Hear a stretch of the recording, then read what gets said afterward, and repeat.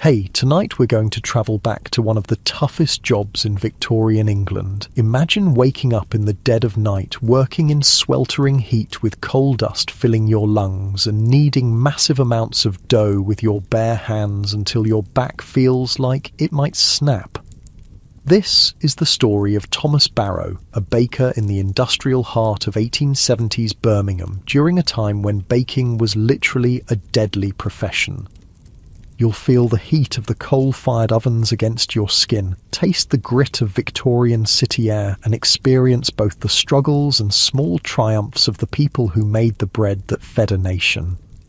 Hey, if you're enjoying these stories, I'd really appreciate a like or subscribe. I'm curious where you're listening from, so drop a comment with your location and what time it is there. Now, find a cozy spot, take a slow, deep breath, and let your body sink into comfort as we journey back in time together.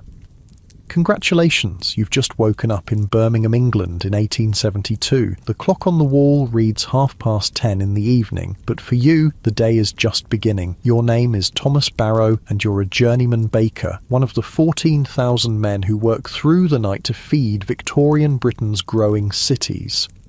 Your eyes open to darkness. The small room you rent is cold. The fire went out hours ago, and you can feel the chill seeping through the thin blanket draped over your body. Your back aches from yesterday's shift, and your fingers are cracked and dry from handling flour all night. Outside, rain patters against the window, and somewhere in the distance, you hear the whistle of a late-night train. Good news. You have steady work at Middleton's bakery. Bad news. You're heading into another 18-hour shift in conditions that would be illegal in your world.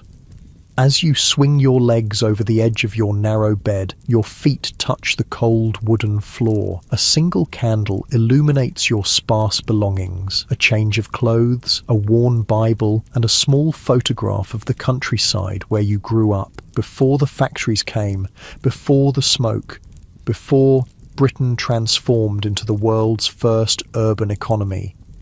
You dress quickly in the dim light, pulling on a rough cotton shirt and trousers that still smell faintly of yesterday's coal dust and sweat. There's no time for breakfast. Your stomach growls, but you've grown used to the hunger. Besides, there will be scraps at the bakery, the broken edges of loaves, maybe even a piece of fancy bread if you're lucky.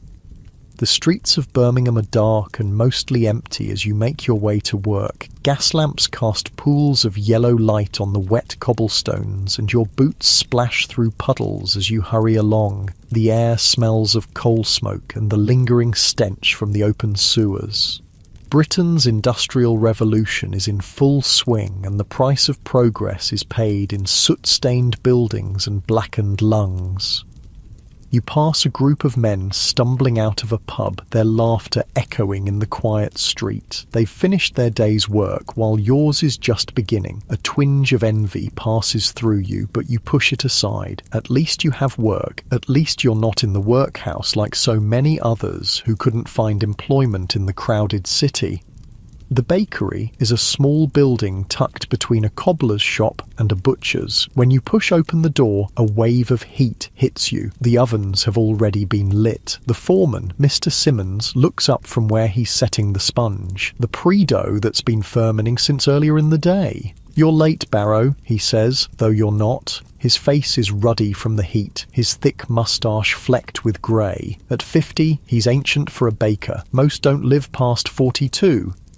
"Sorry, sir," you mutter, hanging your coat on a hook by the door. No use arguing. Simmons has been working in bakeries since he was 12, and the decades of night shifts and coal dust have made him perpetually irritable. The bakehouse is small, not much bigger than the rural bakeries of your childhood. A massive brick oven dominates one wall, its mouth glowing orange from the coal fire within. The heat it gives off is intense, making sweat immediately bead on your forehead, despite the cool night outside. The kneading trough sits in the centre of the room, a wooden vessel large enough to hold dough for nearly 100 loaves. Two other men are already at work. John is about your age, 25, with arms like tree trunks from years of kneading dough. He gives you a nod as you enter. The other is a boy of maybe 14, skinny and pale, sweeping coal dust from the floor. He doesn't look up. He's the fourth hand, the lowest in the bakery hierarchy. His job is to shovel coal, clean, and make deliveries. In a few years, if he survives, he might work his way up to your position. 20 stone of flour tonight, Simmons says, pointing to the massive sacks stacked against the wall. Each weighs 280 pounds, enough to make nearly 100 loaves. And the fancy rolls for morning. The middle-class clerks want their breakfast. Your shoulders slump slightly at the mention of the fancy rolls. They're more work, requiring extra care and ingredients, but they're what the growing middle class demands. A small luxury to start their day as they head to offices and counting houses. "Yes, sir," you say, and move to the sink to wash your hands. The water is cold, and it stings the small cuts on your fingers, badges of your trade. The work begins as it always does, with the mixing of the dough. John heaves one of the massive sacks onto the edge of the trough, and together you tip it in. The flour billows up in a cloud that coats your face and clothes and finds its way into your lungs, making you cough. You can taste it, dry and powdery on your tongue. Water is added next, then the sponge that Simmons prepared earlier. The real work is about to begin. You and John plunge your arms into the mixture, feeling the cold, sticky mass cling to your skin. Then you begin to knead. Kneading 20 stone of dough is a brutal task. You push with your palms, fold with your fingers, push again. The muscles in your arms and back scream in protest, but you can't stop. If the dough isn't properly kneaded, the bread won't rise correctly, and Simmons will dock your pay, money you can't afford to lose.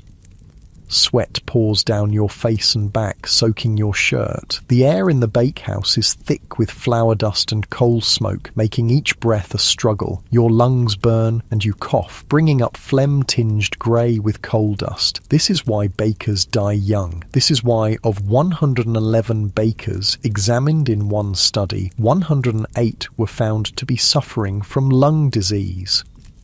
The heat is relentless. The coal fire burns hot to keep the ovens at the right temperature, and the small bakehouse traps the warmth. It must be 90 degrees at least, and it's still the middle of winter outside. In summer, it becomes nearly unbearable. After an hour of kneading, your arms feel like lead, and your back is a knot of pain. But the dough is finally ready, smooth and elastic under your hands. You step back, wiping sweat from your forehead with your sleeve, leaving a streak of flour across your face.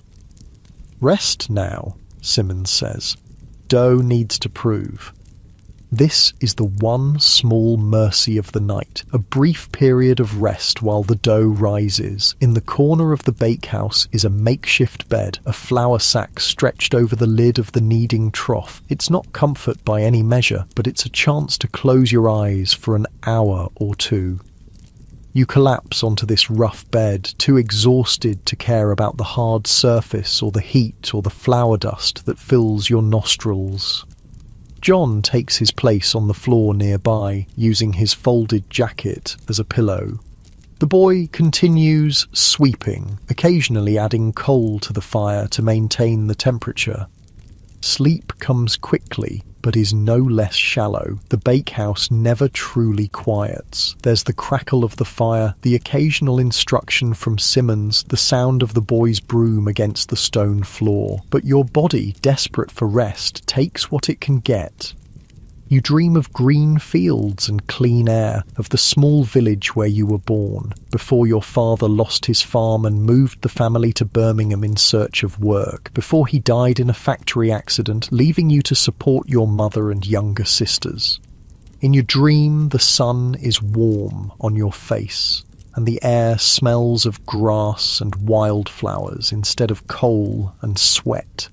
The dream shatters when Simmons shakes you awake. "Up now," he growls. "Dough's ready." Your body protests as you drag yourself upright. Even that brief rest has allowed your muscles to stiffen, and pain shoots through your back as you stand. But there's no time for complaints. The night is only half over, and there's much work still to be done. The dough has risen, doubling in size in the warm bakehouse. Now comes the task of shaping it into loaves. You and John work side by side, cutting chunks from the massive mound, weighing them on the scale, 4 pounds each for the quartern loaves that will feed working families, and then shaping them with practiced hands. Your fingers move almost automatically, folding and tucking the dough, creating the round shapes that will become loaves. The work is rhythmic, almost meditative, and for a brief time you forget the ache in your back and the burn in your lungs. The boy has been busy preparing the oven, raking out the coals to achieve an even heat. Now he stands ready with the long-handled peel, a wooden paddle used to slide the loaves into the oven. One by one, you place the shaped dough onto the peel, and he transfers them into the fiery mouth of the oven. The heat that billows out as the oven door opens is intense, like a physical blow. You step back, feeling your skin tighten and redden. How the boy stands it, you don't know. His young face is permanently flushed from the heat, his eyebrows singed short. With the first batch of loaves in the oven, there's no rest. The fancy rolls need to be prepared. Smaller, richer dough with milk and eggs added. These are for the middle-class customers, the clerks and shopkeepers who can afford a little luxury with their morning tea. The rolls require more delicate handling, more precise shaping, and you find yourself taking extra care despite your fatigue. Pride in your work is one of the few things that can't be taken from you. The night progresses in a rhythm of kneading, shaping, baking, and brief moments of rest that are never quite enough. The clock on the wall moves painfully slowly. Outside, the sky remains dark, though you know dawn must be approaching. The first batch of loaves comes out of the oven, their crusts golden brown, the smell of fresh bread momentarily overpowering the less pleasant odours of the bakehouse. The boy stacks them on cooling racks, and you feel a small surge of satisfaction at the sight of them. Perfect, even loaves that will feed dozens of families. But there's no time to admire your work. The fancy rolls go in next, and then another batch of loaves. The work is endless, a Sisyphean task that must be completed night after night. At around 5 in the morning, when your arms are trembling with exhaustion and your eyes burn from lack of sleep, the door to the bakehouse opens, letting in a blast of cold air that feels heavenly against your overheated skin. It's Mrs. Middleton, the owner's wife, come to check on the night's production. She's a thin woman with sharp eyes that miss nothing. She walks through the bakehouse, inspecting the loaves, running a critical finger along surfaces to check for cleanliness, despite the impossibility of keeping anything truly clean in the flour-dusted, coal-smoke-filled space. "The Collins family has ordered extra for today," she says to Simmons. "Their daughter's getting married." Simmons nods, but you see the flash of annoyance in his eyes. Extra orders mean extra work, and all of you are already at the limits of your endurance. Mrs. Middleton's gaze falls on you, and her nose wrinkles slightly. You must be a sight, covered in flour and sweat, dark circles under your eyes, hair matted to your head. But there's also a flash of something else in her expression. Pity, perhaps, or recognition of the toll this work takes on your body. "Make sure the fancy breads are fresh for the morning customers," she says before leaving, the door closing behind her with a finality that traps you back in the heat and the dust. By 6 in the morning, the baking is mostly done. Racks of bread fill the bakehouse, cooling in preparation for the day's sales. But your work isn't finished. The bread needs to be delivered to customers who expect fresh loaves with their breakfast. You and the boy load a hand cart with the still warm bread. The fancy rolls go on top, carefully arranged so they won't be crushed. Then you push the cart out into the streets of Birmingham, which are now coming alive with the early morning activities of a city at the heart of industrial Britain. The air outside is cool and damp, a blessed relief after the inferno of the bakehouse. Dawn is breaking, painting the smoke-stained buildings with a golden light that almost makes them beautiful. Workers are heading to factories, women are queuing at water pumps, and street vendors are setting up their stalls. Your first stop is a row of terraced houses where factory workers live. Women come to the door in dressing gowns, their hair still in nightcaps, to buy the £4 loaves that will feed their families for the day. They hand over their pennies without really looking at you. Just another tradesman making his morning rounds. Next, you visit the larger houses on the outskirts of the industrial district where the foremen and clerks live. Here, it's the fancy rolls they want, still warm from the oven, to be served with butter and jam at breakfast tables set with china and silver. These customers look at you with the vague disinterest of those who have never known true hunger or exhaustion. The sun is fully up by the time you make your last delivery, and your body is screaming for rest. 18 hours have passed since you woke in your cold room, and every muscle aches with a deep, bone-penetrating fatigue. But there's still the cart to return, the bakehouse to clean, and preparations to make for the next night's baking. When you finally trudge back to your lodgings, the city is in full swing. Children are playing in the streets, women are hanging washing on lines strung between buildings, men are at work in factories and workshops. Normal life is happening all around you as you move like a ghost through the daylight world, belonging neither here nor in the darkness where you labour. Your room is no longer cold, the sun has warmed it through the small window, but it offers little comfort. You're too tired to eat, too exhausted even to remove your flour-covered clothes. You collapse onto your bed, feeling the grit of flour between your teeth, the burn of coal dust in your lungs, the deep ache in your muscles that never truly goes away. As sleep begins to claim you, you wonder, as you often do, how long you can continue this life. Most bakers don't see their 50th birthday. Many don't reach 40. The constant night work, the coal dust, the back-breaking labour, it all takes its toll. You've seen men cough blood onto the dough, seen them collapse from heat exhaustion, seen their skin erupt in painful rashes from the constant contact with flour and heat. But what choice do you have? Your mother and sisters depend on your wages. There are no other jobs for a man with your skills, and at least you're not in the workhouse or the poorhouse, those last desperate refugees for those who cannot support themselves.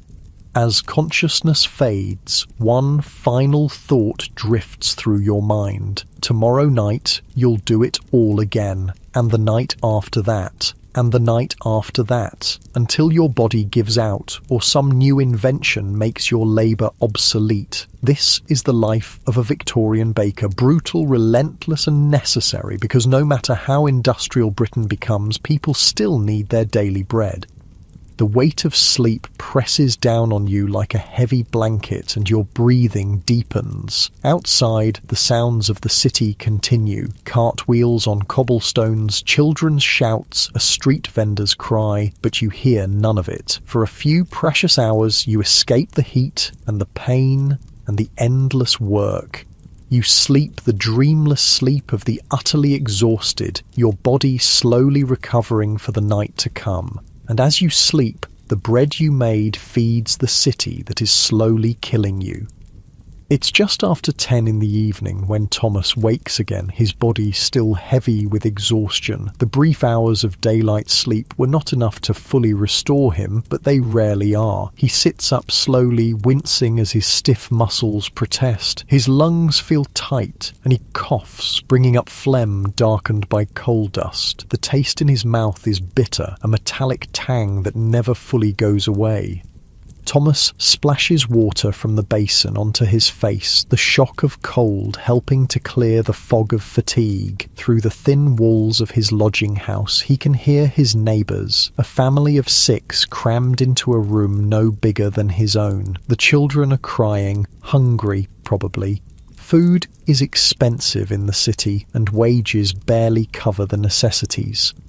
As he dresses, Thomas thinks of his mother and sisters in their small cottage on the edge of town. He sends half his wages to them each week, keeping only what he needs for rent and the simplest meals. It's barely enough for any of them, but what else can he do? In Birmingham, 1872, there are few options for a man with no formal education and only his strong back to offer.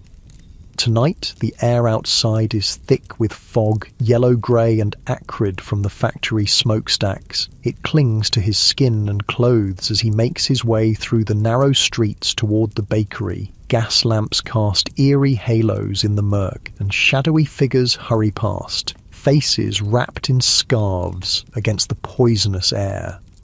When Thomas arrives at Middleton's bakery, something feels different. Mr. Simmons is already there, as usual, but so is Mr. Middleton himself, a rare sight during the night shift. The bakery owner is a portly man with mutton chop whiskers and the ruddy complexion of someone who enjoys his ale. He's deep in conversation with Simmons, but both men fall silent when Thomas enters. "Ah, Barrow," Middleton says, his voice overly cheerful. "Just the man, reliable as clockwork. Eh, Simmons?" Simmons grunts in what might be agreement. The boy, Jimmy, is already there, sweeping the floor with mechanical movements, his thin shoulders hunched as if expecting a blow. John hasn't arrived yet. "Sir," Thomas says, nodding respectfully as he hangs up his coat. Something about Middleton's presence makes him uneasy. The bakery owner rarely shows interest in the night operations unless there's a problem or a change coming. "Difficult times, Barrow," Middleton says, watching as Thomas rolls up his sleeves. "Very difficult times indeed. Flour prices up again, coal not much better, and customers, well, they want their bread cheap, don't they? Won't pay a penny more, no matter what my costs are." Thomas says nothing. What could he say? He's heard this complaint from every employer he's ever had. Costs rise, but wages never do. "Got a delivery today," Middleton continues, gesturing to several sacks stacked against the wall. They're not the usual flour sacks. These are smaller, unmarked. "Special ingredients, going to help us stay competitive, see? Lots of bakeries doing it now. Have to keep up or go under." The uneasiness in Thomas's stomach intensifies. He's heard rumours of what some bakeries add to their dough to cut costs. Chalk for whiteness, alum to make the bread seem larger with less flour, even ground bones. He's always taken pride in the fact that Middleton's bread was pure, just flour, water, and yeast. It was one of the reasons he'd stayed, despite the brutal conditions. "What sort of ingredients, sir?" he asks, though he suspects he already knows the answer.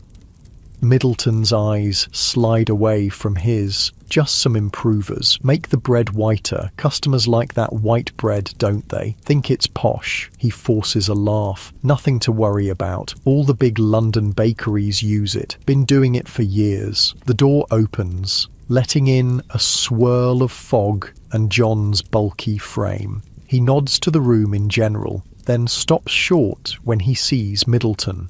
"Evening, sir," he says, surprise evident in his voice.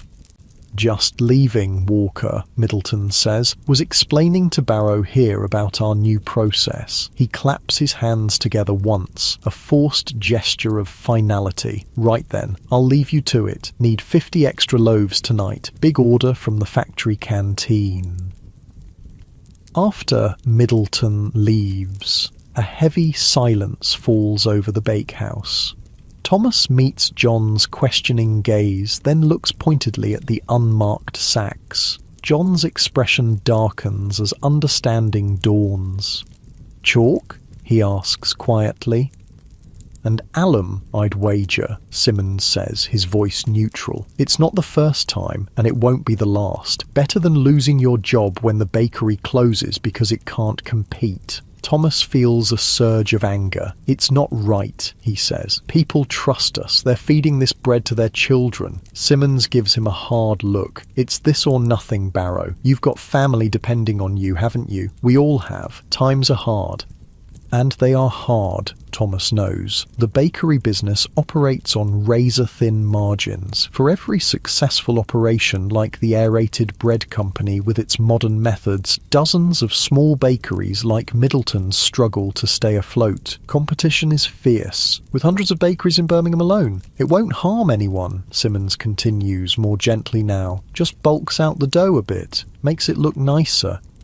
But Thomas has heard different stories. Alum interferes with digestion, preventing the body from absorbing nutrients from food. For the poor, whose diet consists mainly of bread, this could mean the difference between adequate nutrition and slow starvation. And children are especially vulnerable, their growing bodies more severely affected by the lack of proper nourishment. We've got work to do, Simmons says, ending the discussion. 20 stone tonight, plus those extra 50 loaves. Better get started.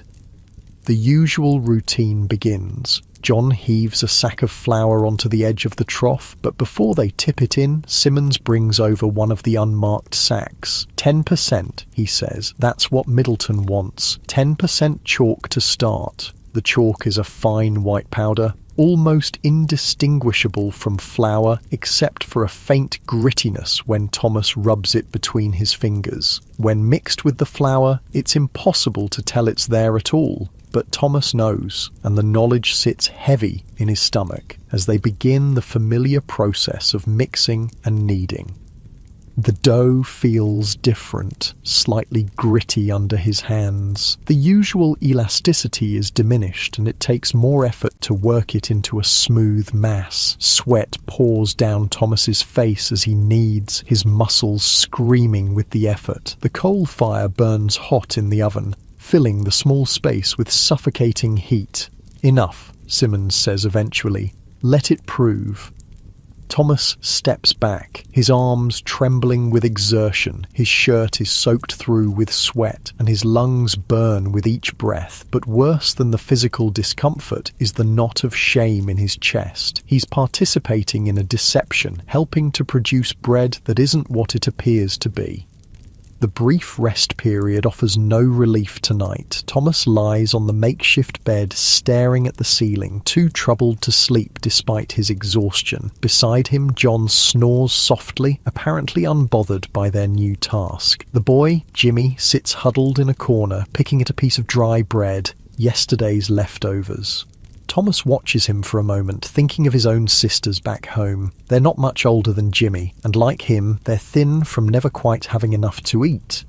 Would they be eating adulterated bread too? The thought makes his stomach turn. "You all right, lad?" he asks quietly, not wanting to wake John. Jimmy looks up, startled to be addressed directly. "Yes, sir," he mumbles. "Not sir," Thomas says. "I'm just Thomas." Jimmy nods, eyes downcast. He's been at the bakery for 3 months now, but Thomas realizes he knows almost nothing about the boy. Like most fourth hands, he's quiet, does his work, and tries to avoid notice. "Where are you from?" Thomas asks. "Scotland," Jimmy says after a moment's hesitation. "Glasgow?" That explains the faint accent Thomas had sometimes noticed. "Long way from home?" Jimmy shrugs. "No work there. Came down with my uncle, but he died. Consumption." He says this matter-of-factly, as if sudden death is simply a normal part of life, which, for the working poor, it often is. "You've got no family here?" Thomas asks, thinking again of his own sisters. Jimmy shakes his head. "Just me now." Thomas is about to ask more when Simmons's voice cuts through the quiet. "Dough's ready. Back to work." The moment of connection breaks, and they return to their tasks. The dough has risen, but not as well as usual. It's dense and slightly discoloured, the chalk affecting both its texture and appearance. But once it's shaped into loaves and baked, Thomas knows most customers won't notice the difference, at least not immediately. The night progresses in its usual rhythm of kneading, shaping and baking. When they break out the alum for the second batch, Thomas feels his resistance weakening. What choice does he have? If he refuses, Middleton will simply find someone else, someone desperate enough not to ask questions. And then where would Thomas be? Without work, without wages to send home, possibly even blacklisted in the trade. As dawn approaches, Mrs. Middleton arrives for her usual inspection. Today, she brings her daughter, a young woman of perhaps 18, dressed in a fashionable gown with a trim bonnet. She looks out of place in the grimy bakehouse, and she wrinkles her nose at the smell of sweat and coal. "These are for the Hendersons' breakfast," Mrs. Middleton says, pointing to a tray of fancy rolls. "Make sure they're delivered first, and warm, mind you. They're particular about that." The Hendersons are wealthy factory owners, part of Birmingham's industrial elite. Their bread, Thomas notes bitterly, is made with pure flour. No chalk, no alum. The adulterants are reserved for the working class loaves, for people who have no choice but to buy the cheapest bread available. Mrs. Middleton's daughter watches with curious eyes as Thomas shapes a loaf. Her gaze makes him acutely aware of his appearance. Flour-covered, sweat-stained, with dark circles under his eyes. He must look like a creature from another world to her, as far removed from her clean, comfortable life as the stars are from the earth. "Does he work all night, Mother?" she asks, not addressing Thomas directly. "Yes, dear, that's how we get fresh bread in the morning," Mrs. Middleton replies, as if explaining the habits of an interesting but slightly distasteful animal. "It seems very hard," the girl says, and there's genuine concern in her voice. Mrs. Middleton pats her hand. "It's the way it's always been done, dear. Now come along. The bakehouse is no place for a young lady." As they leave, Thomas feels a strange mix of emotions. Resentment at being viewed as some sort of curiosity, but also a flicker of hope that at least someone sees the difficulty of his life. Perhaps in time, more people will begin to question the conditions under which their daily bread is produced. The delivery round is more difficult than usual this morning. The cart seems heavier, though whether that's due to the extra loaves or Thomas's own fatigue and moral burden, he can't tell. Jimmy walks beside him, occasionally helping to push when they reach a hill. Their first stops are the grand houses on the outskirts of town, where servants accept the fancy rolls and pure loaves with barely a glance at the tired baker and his young assistant.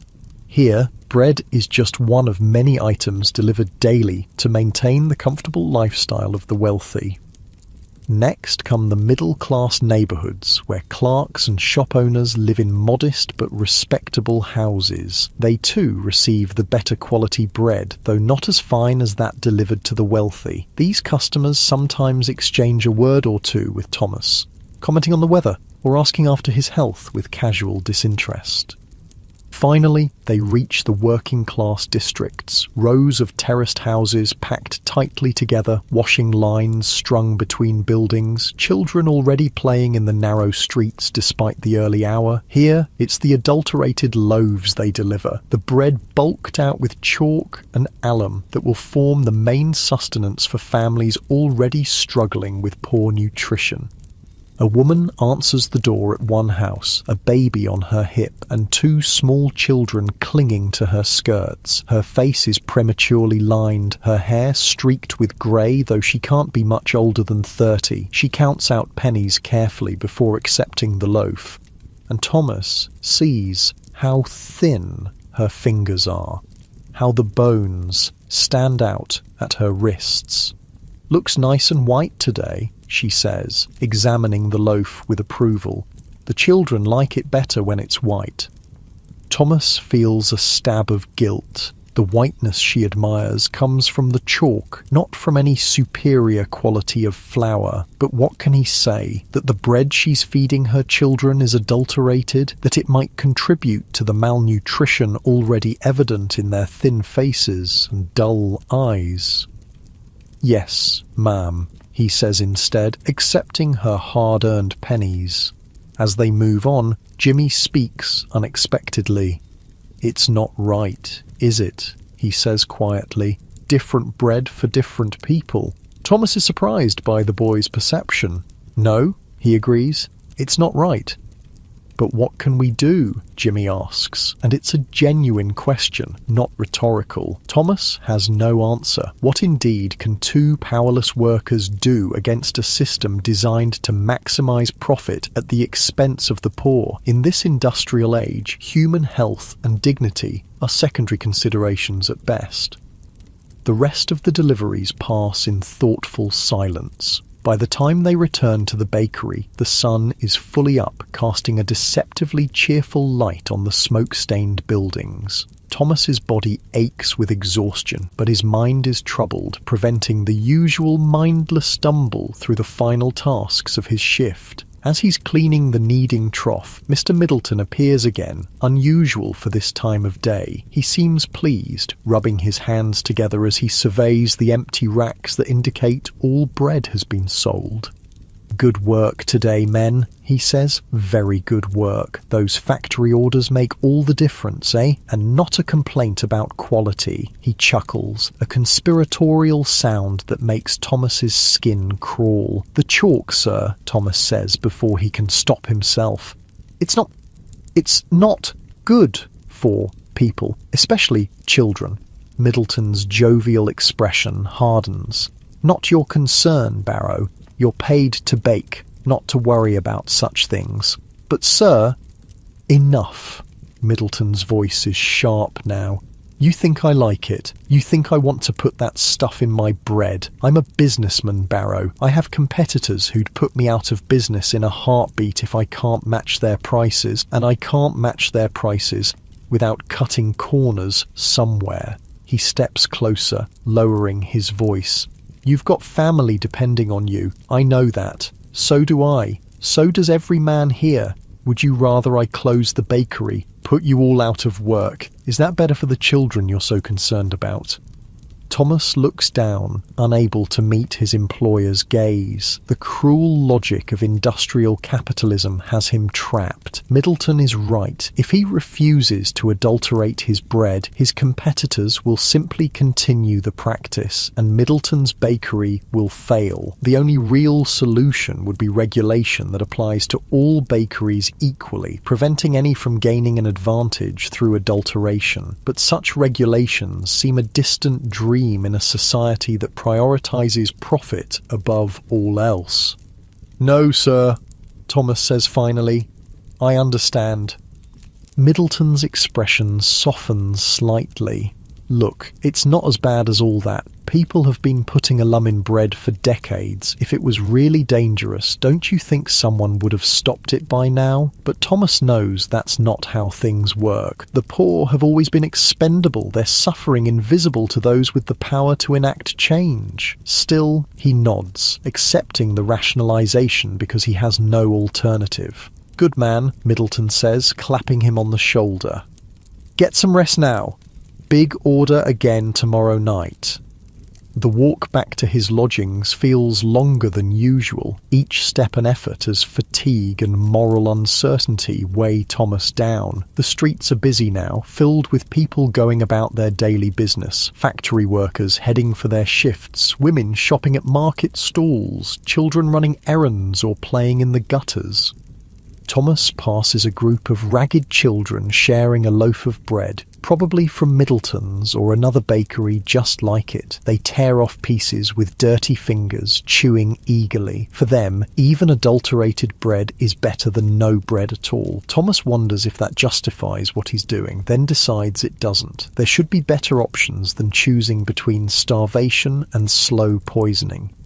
His room offers little comfort when he finally reaches it. It's stifling now, the summer sun heating the small space to an uncomfortable degree. Thomas opens the window, but the air outside is thick with smoke and dust, offering no relief. He sits on the edge of his bed, too tired to even remove his flour-covered clothes, but too troubled to lie down. In his hand, he holds the coins that represent today's wages. Payment for his labour, yes, but also for his complicity in a system that values profit over human well-being. Half of these coins will go to his mother and sisters. Will they use them to buy bread from a bakery that adulterates its products, just as he now does? The thought makes him feel ill. A knock at his door interrupts his brooding. It's his landlady, Mrs. Peabody, a widow who rents out rooms to make ends meet. "Letter for you, Mr. Barrow," she says, handing him an envelope. "From your mother, I think." Thomas thanks her, waiting until she's gone before opening the letter. His mother's handwriting is careful but unpracticed, the letters formed with obvious effort. "Dear Thomas, I hope this finds you well. We are managing here, thanks to your kindness. Your sisters send their love. Mary has found work at the milliner's in town, which helps with our expenses. We pray for you daily, knowing how hard you work. There is talk here of a new bakery opening, using machines to make bread without yeast. They say it's cleaner and healthier. Perhaps there might be work for you there, closer to home. I know you don't complain, but I worry about you in that big city, working those long hours. Please write when you can. We miss you terribly. Your loving mother." Thomas reads the letter twice, his mind catching on the mention of the new bakery. He's heard rumours of such places, bakeries using a new method developed by a Dr. Dorglish, where bread is made to rise using carbonated water instead of yeast. The Aerated Bread Company in London is the most famous example, but the idea is spreading. The appeal is obvious. The bread is produced without the baker's sweat dripping into it, without the need for night work, without the exhausting physical labour of kneading enormous batches by hand. It's marketed as pure and hygienic, a modern alternative to traditional methods. But such bakeries would need fewer workers, and those workers would need different skills. What place would there be for someone like Thomas, whose only training is in the old methods? And would these new bakeries really be better, or would they simply find new ways to exploit their workers while presenting a clean facade to the public? Thomas has no answers to these questions. He folds his mother's letter carefully and places it in the small box where he keeps his few treasured possessions. Then, finally, he gives in to his exhaustion, stretching out on the narrow bed without bothering to undress. As sleep begins to claim him, his thoughts drift to the children he saw sharing bread in the street. In his half-dreaming state, their faces morph into those of his sisters, and then into Jimmy's thin, solemn face, all of them depending on adults to make decisions that will affect their health and future, all of them vulnerable in a society that sees them as little more than future workers to be maintained at minimum cost. The guilt and worry follow Thomas into his dreams, where he kneads endless mounds of dough that never come clean, no matter how hard he works. Chalk dust fills the air, choking him, covering everything in a fine white powder that looks like snow but tastes of deception and compromise. And through it all runs the question that has no easy answer. In a world where simply surviving requires participation in harmful systems, what does it mean to be a good person? Is it enough to recognize the wrong while still taking part in it? Or does true goodness require sacrifice, of security, of livelihood, perhaps even of the ability to help those who depend on you?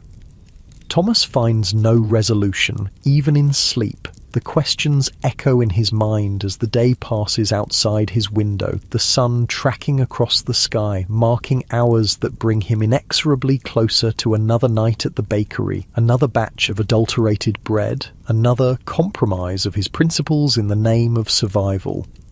And as evening approaches, he will rise again, wash his face, put on his flour-dusted clothes and walk back to Middleton's bakery, because what other choice does he have? In Victorian Birmingham, in the heart of industrial Britain, a man like Thomas Barrow has few options and many responsibilities. The system is larger than any individual, and survival often means finding a way to live with choices that are never truly free.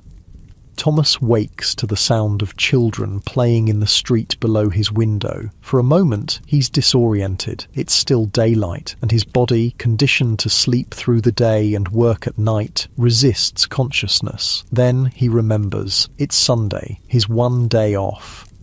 The bakery remains closed, giving its workers a brief respite from their grueling schedule. He sits up slowly, his muscles stiff and sore despite the extra hours of sleep. His chest feels tight, and he coughs, bringing up the familiar dark phlegm. 3 years of working in coal-heated bakeries has left its mark on his lungs. Sometimes he wonders how many more years they'll hold out. The room is stifling in the summer heat. Thomas rises and goes to the small basin in the corner, splashing water on his face and neck. The cool relief is momentary but welcome. He dresses in his cleanest shirt, still patched and worn but free of flour dust at least, and decides to venture out. 1 day a week he allows himself to feel like part of the daylight world, to walk among people who sleep at night and work when the sun is up. Outside, Birmingham pulses with life, even on a Sunday. The streets near the factories are quieter than usual, but the markets and churches are busy. Thomas walks without any particular destination, simply enjoying the feeling of movement without exhaustion, of being outdoors, without hauling a heavy cart of bread. His wandering takes him to a part of town he rarely visits, where the buildings are newer and the streets wider, and there, on a prominent corner, he sees something that stops him in his tracks. A large modern building with plate glass windows and a sign that proclaims the Aerated Bread Company. Thomas has heard of this business, of course. Founded just a decade ago by Dr. John Dalglish, it represents a revolutionary approach to bread making. Instead of traditional yeast fermentation and exhausting hand kneading, the Aerated Bread Company uses a method where carbonated water is mixed with flour under pressure. The carbon dioxide in the water causes the bread to rise without yeast, and machines do much of the work that would normally fall to bakers like Thomas. Curiosity draws him closer. Through the windows, he can see a pristine interior, clean white walls, polished counters, and most surprisingly, women serving customers. This is another innovation of the Aerated Bread Company. Their tea rooms where respectable women can dine alone or with friends without male escorts.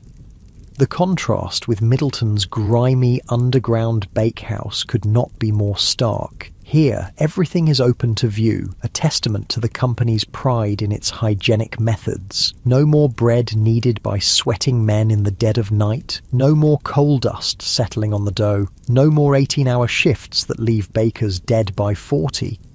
Thomas stands there for a long time, watching customers come and go. Most are well-dressed, the middle classes who can afford to dine out and who appreciate the company's claims of purity and modern methods. A young woman exits, carrying a small package wrapped in paper.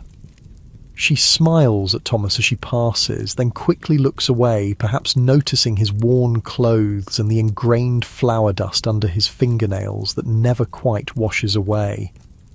Quite something, isn't it? Thomas turns to find an older man standing beside him, also gazing at the building. He's well-dressed but not ostentatious, with intelligent eyes behind wire-rimmed spectacles. "Yes, sir," Thomas agrees, slightly uncomfortable to be addressed by someone of obviously higher social standing. "Dr. Dalglish was a visionary," the man continues. "Saw the problems with traditional bread making, the unhygienic conditions, the adulteration, the terrible toll on the bakers themselves, and found a scientific solution." Thomas's interest is piqued. "You knew him, sir?" "I did indeed. A brilliant man. Sadly, he died just a few years after founding the company, worked himself to death introducing his new method." The man smiles wryly. Even inventors aren't immune to overwork, it seems. I'm a baker myself, Thomas finds himself saying. At Middleton's over on Camden Street. The man's eyebrows rise slightly. Traditional methods, I take it. Thomas nods. Very traditional. 20 stone of dough kneaded by hand. Coal-fired ovens. Hard work, the man comments, studying Thomas more closely now. Long hours, I expect. 18 hours is common. Start at 11 at night, finish around 5 in the afternoon with deliveries. The man shakes his head. Barbaric, if you don't mind my saying so. That's exactly what Dalglish wanted to change. No man should have to work like that. It's not just inhumane, it's inefficient. Tired workers make mistakes. Quality suffers. And the bread? Thomas asks, genuinely curious. Is it good? Try for yourself, the man suggests, gesturing toward the entrance. They serve it in their tea rooms, very popular with the middle classes. No baker's sweat, no adulterants, and consistently reliable quality. Thomas hesitates. The establishment is clearly meant for a different class of person than himself. His clothes are clean but shabby, his boots worn, his hands rough and calloused from years of labour. The man seems to read his thoughts. Go on, he encourages. They won't turn you away. This isn't some exclusive gentleman's club. Still uncertain, but too curious to refuse, Thomas nods his thanks and approaches the door. He takes a deep breath before entering, bracing himself for the discomfort of being somewhere he doesn't belong. Inside, the tea room is busy but not crowded. The space is airy and light, with high ceilings and large windows that let in the afternoon sun. Small tables are arranged with enough space between them for privacy, each covered with a clean white cloth and set with simple but elegant china. A young woman in a neat black dress and white apron approaches.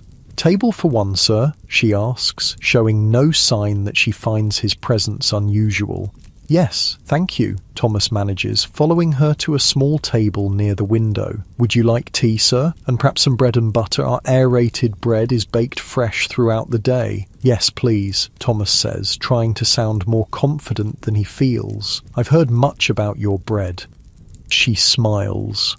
"First visit to ABC, then? You'll find our bread quite different from the ordinary sort, much lighter and, of course, absolutely pure. No additives whatsoever." When she leaves, Thomas looks around, taking in his surroundings more carefully. The customers are indeed mostly middle class. Clerks, shopkeepers, a few professional men with their wives or daughters. But there are also working men like himself, though better dressed, perhaps enjoying a rare treat on their day off. Most striking of all are the women dining alone or in pairs, without male companions. In traditional eating establishments, this would be unthinkable. A woman dining alone would be assumed to be of questionable character. But here, respectable women can enjoy refreshments while shopping or travelling, a small but significant freedom in a society that strictly controls female behaviour. The waitress returns with a tray bearing a teapot, cup and saucer, and a plate with several slices of bread and a pat of butter. "Will there be anything else, sir?" "Oh, no, thank you," Thomas says, reaching for his coin purse and wondering if he has enough for this unexpected expense. "You can pay at the counter when you leave," she explains with a kind smile, perhaps sensing his uncertainty. Left alone with his simple meal, Thomas turns his attention to the bread. It looks different from what he's used to, paler, with a more even texture. He spreads a little butter on a slice and takes a bite. The flavour is mild but pleasant, the texture indeed lighter than traditional bread. It lacks the depth of flavour that comes from yeast fermentation, but it's perfectly acceptable, and knowing that it contains no chalk, no alum, no adulterants of any kind makes it taste all the better. As he eats, Thomas considers what this new method might mean for bakers like himself. If machines can do the work of kneading, if bread can rise without yeast and the long hours of proving, if the whole process can be completed in daylight rather than requiring night work, what place is there for traditional journeyman bakers? The thought is troubling. Thomas has no other skills, no other trade to fall back on if baking changes beyond recognition.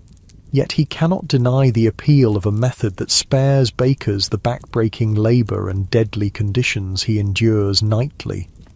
He's so lost in thought that he doesn't immediately notice when someone sits down at his table. Looking up with surprise, he finds the man from outside, now removing his hat and placing it on the empty chair beside him. "Hope you don't mind the intrusion," the man says. "Thought you might like to hear more about the aerated process since you're in the trade." "Not at all, sir," Thomas says, still somewhat uncomfortable, but also intrigued. "The bread is different. Good, but different." "It is indeed." "Ah, forgive my manners. I'm Dr. Benjamin Richardson." He extends his hand. Thomas shakes it, noting the soft palm and well-kept nails that have never known manual labour. "Thomas Barrow, sir. I'm on the board of directors for the company now," Richardson explains. "Took an interest after poor Dorglish passed away. Believed in his vision, you see. Still do." "It's certainly cleaner," Thomas acknowledges. "And easier on the bakers, I'd imagine."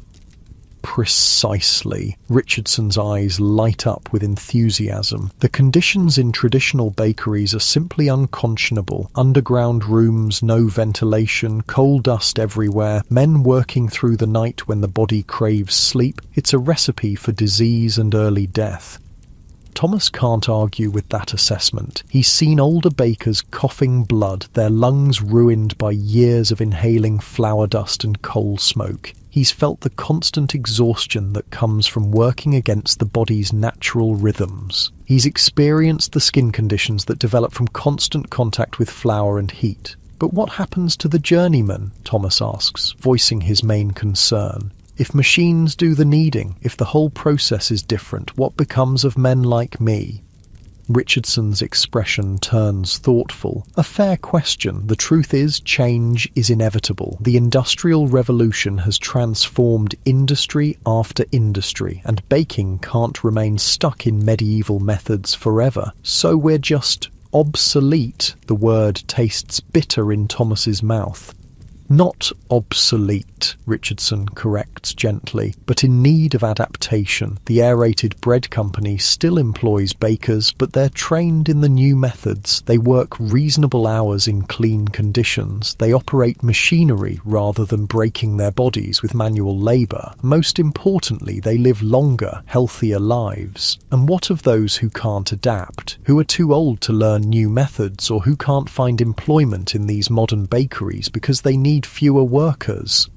Richardson sighs. "That's the difficulty with progress, isn't it? It's never painless. But I ask you this, would it be better to preserve a system that kills its workers young simply to maintain employment? Is that truly the more humane option?" Thomas has no ready answer. He thinks of his aching back, his coal-damaged lungs, the knowledge that few bakers see their 50th birthday. Can he really argue for preserving conditions that are slowly killing him and thousands like him? "There's something else to consider," Richardson continues after a moment. "The adulteration problem. You're familiar with it, I presume." Thomas looks down at his half-eaten bread. "Yes, sir, very familiar. It's rampant in the industry. Alum, chalk, ground bones, even worse substances, all added to bread to increase profits at the expense of public health. The aerated bread company was founded on principles of purity, no adulterants, ever." "That's admirable," Thomas admits.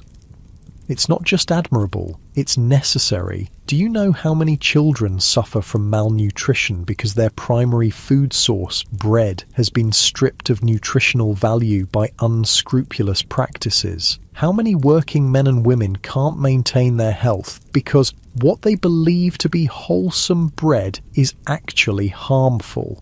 The image of the thin woman and her children from his delivery route flashes in Thomas's mind. How many times had she commented on the pleasing whiteness of the bread, not knowing it came from chalk rather than quality? "I know," Thomas says quietly. "I see it every day." Richardson studies him for a moment. "You strike me as a man of conscience, Mr. Barrow, and intelligence too. Have you considered seeking employment with a more progressive establishment? The aerated bread company is expanding rapidly. We need experienced bakers who can adapt to our methods. The suggestion catches Thomas off guard. Leave Middleton's? The thought has crossed his mind, especially since they began adulterating the bread, but the idea of working for a modern company like ABC seems far-fetched. Would they really hire someone like him, uneducated with experience only in traditional methods? I haven't considered it, he admits. Oh, well, perhaps you should. Richardson reaches into his pocket and produces a small card, which he slides across the table. We're opening a new location in Birmingham next month. If you're interested, come by. Mention my name to the manager. Thomas takes the card, reading the elegant print. Dr. Benjamin Ward Richardson, Director, the Aerated Bread Company, Lustede. Thank you, sir, he says, tucking the card carefully into his pocket. Richardson checks his pocket watch. I must be going. Train to catch. But it was a pleasure meeting you, Mr. Barrow. I hope our paths cross again. After Richardson leaves, Thomas remains at the table, finishing his tea and contemplating this unexpected turn of events. The possibility of a different life, one without night work, without coal dust, without adulterating bread, seems suddenly tantalizingly real.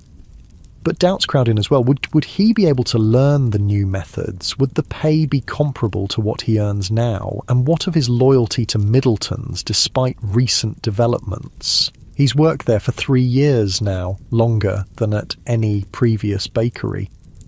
Eventually, he pays his bill and steps back out into the late afternoon sunshine. The streets are quieter now as Sunday draws to a close, families returning home for the evening meal, shops closing their doors. Tomorrow, the city will roar back to life with the clamour of industry, and Thomas will return to his nocturnal existence, mixing chalk into dough and breathing coal dust until dawn. The contrast between that life and the clean, well-lit interior of the aerated bread company couldn't be more stark. As Thomas walks slowly back toward his lodgings, Richardson's card seems to burn in his pocket, a ticket to a possible future he hadn't imagined for himself. His route takes him past Middleton's bakery, silent and dark on this day of rest.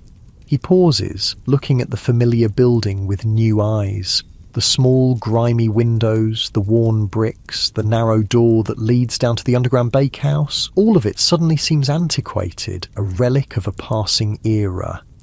Is this really where he belongs? Is this where he wants to spend his remaining years, however many his lungs will permit? As Thomas continues homeward, his mind is occupied with visions of 2 possible futures, one in the sooty darkness of Middleton's, kneading adulterated dough by night, the other in the clean modernity of the aerated bread company, learning new skills and producing pure bread by day. The choice seems obvious when framed that way, yet change is never simple, especially for a man of Thomas's background and circumstances. The familiar, however flawed, exerts its own powerful gravity. Back in his lodgings, Thomas carefully places Richardson's card on his small table, propping it against the water jug where he'll see it in the morning. Then he prepares for bed, knowing he needs to return to his night schedule for the week ahead. As he lies in the growing darkness, listening to the last sounds of Sunday evening fade outside his window, Thomas allows himself to imagine a different life, one where he doesn't cough blood by 30, one where he can visit his mother and sisters without looking like a ghost, hollow-eyed and flower-pale, one where he contributes to the health of his customers rather than slowly poisoning them with adulterants. Sleep claims him eventually, and his dreams are filled with strange, bright spaces where bread rises without yeast and machines do the work that breaks men's bodies. The next evening, Thomas rises as usual and makes his way to Middleton's through streets transitioning from day to night. Workers returning home pass him as he heads toward his labour, the opposite rhythm of his life marking him as separate, other. When he arrives at the bakery, he finds an unusual scene. John and Jimmy are already there, but so is Mr. Middleton, engaged in animated conversation with a well-dressed stranger. They fall silent as Thomas enters, all eyes turning to him.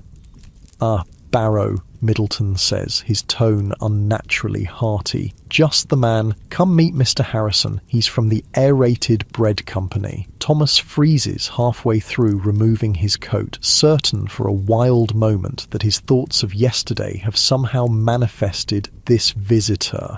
But that's nonsense. Of course, just a coincidence. "Good evening," he manages, extending his hand to the stranger. Harrison shakes it firmly. "Mr. Barrow, I understand you're the senior journeyman here?" Thomas glances at John, who shrugs slightly. "I suppose I am, yes." "Mr. Harrison is interested in our operation," Middleton explains, though his tight smile suggests this interest may not be entirely welcome. "The Aerated Bread Company is opening a new establishment here in Birmingham, and they're researching local practices." The slight hesitation tells Thomas all he needs to know. ABC isn't researching. They're scouting the competition, perhaps even looking to poach experienced bakers. "I've just been explaining to Mr. Middleton that our company is always looking for skilled men who might be interested in learning our methods," Harrison says, confirming Thomas's suspicion. "The pay is competitive, the hours regular, daylight hours I might add, and the conditions far superior to traditional bakeries." The slight pause before traditional makes it clear what Harrison really thinks of places like Middleton's. His gaze moves pointedly to the coal heap by the oven, the low ceiling blackened with years of smoke, the worn trough with its decades of ingrained flour. "We're quite content with our methods here," Middleton says stiffly. "Been baking bread this way for 30 years, and my father before me." Of course," Harrison soothes. "And very fine bread it is, I'm sure. But progress is inevitable, Mr. Middleton. The public is becoming more conscious of hygiene, of purity in their food. They want bread made in clean conditions, without additives." The pointed reference to adulteration makes Middleton's face flush. "I don't know what you're implying, sir, but our bread is perfectly wholesome." Harrison merely smiles. "I'm not implying anything, simply stating that the Aerated Bread Company guarantees absolutely pure bread, made without any adulterants whatsoever. It's one of our primary selling points." The tension in the room is palpable. Jimmy fidgets nervously near the coal heap, while John methodically prepares the trough, pretending not to listen, though Thomas knows he is absorbing every word. "Well, I won't keep you from your work," Harrison says after a moment. He reaches into his pocket and produces several cards, identical, Thomas notes with a jolt, to the one Richardson gave him yesterday. "If any of you gentlemen are interested in learning more about opportunities with the Aerated Bread Company, please don't hesitate to call on me." He places the cards on a small shelf near the door, nods politely to the room at large, and takes his leave. Middleton stares after him, his expression a mixture of anger and worry. "Or vultures," he mutters once Harrison is gone, "circling before the body's even cold." "Sir?" Thomas questions. Middleton sighs heavily, suddenly looking older than his 50 years. "They're opening just 2 streets over. Modern equipment, all the latest methods. How am I supposed to compete with that? They'll undercut my prices while boasting about their purity." He spits the last word as if it tastes foul. "Perhaps we could stop using the—" Thomas hesitates, not wanting to say adulterants outright. "The additives. Return to pure bread." Middleton gives a bitter laugh. "And charge what for it? More than the factory workers and labourers who buy from us can afford to pay? Or should I simply make less profit when I'm already barely keeping this place open?" He shakes his head. "No, Barrow. We either adapt or we die. That's the way of things now." The irony of his words isn't lost on Thomas. Adapt or die. Exactly what Dr. Richardson had said about traditional bakers themselves. Now, enough talk, Middleton says, straightening his waistcoat. You got work to do. 20 stone tonight, and the usual fancy breads for morning. After Middleton leaves, the bakehouse returns to its normal routine. The familiar actions, mixing, kneading, shaping, baking, carry Thomas through the night as they always do. But his mind keeps returning to Harrison's visit, to the cards by the door, which John and Jimmy had each quietly pocketed when they thought no one was looking, and to the stark choice facing not just himself, but Middleton's bakery as a whole.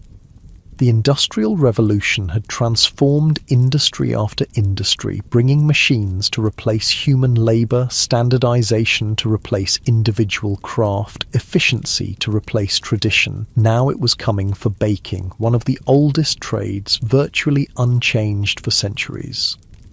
As Thomas kneads the heavy dough, feeling the familiar burn in his muscles and the sweat pouring down his back, he wonders how many more nights like this lie before him.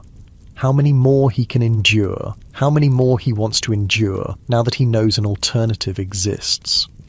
The chalk and alum go into the dough as usual, and as usual, Thomas feels the pang of conscience as he imagines the families who will consume this bread, trusting in its wholesomeness. The aerated bread company's guarantee of purity seems more appealing than ever.